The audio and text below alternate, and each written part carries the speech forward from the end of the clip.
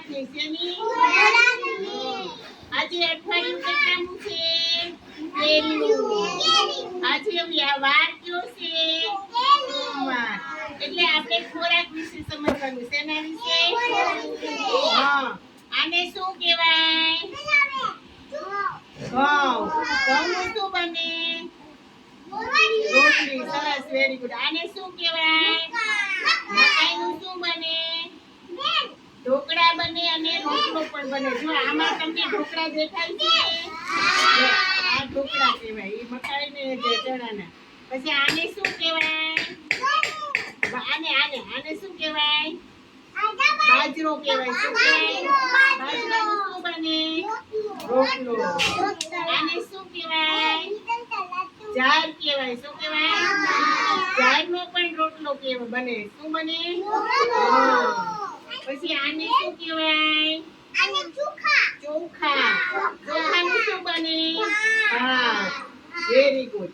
આનું ચણાની દાળ બને. એમાંથી શું બને?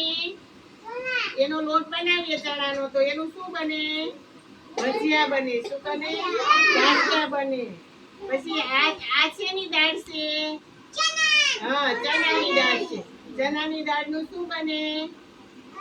ગાંઠિયા બને, ઢોકળા બને. આનું પણ સરસ મજાનું બને. એટલે આ બધાને શું કહેવાય? આ બધાને ખોરાક. પછી જો આ રાગીમાંથી કેક બનેલી છે. શેમાંથી?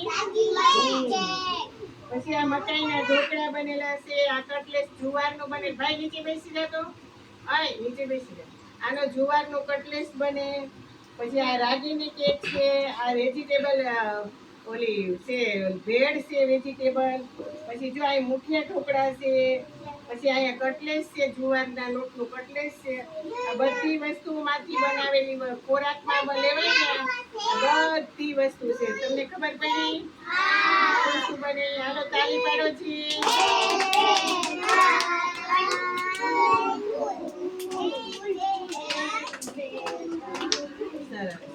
તાળી પાડવામાં બહુ નબળાઈ. રેડી?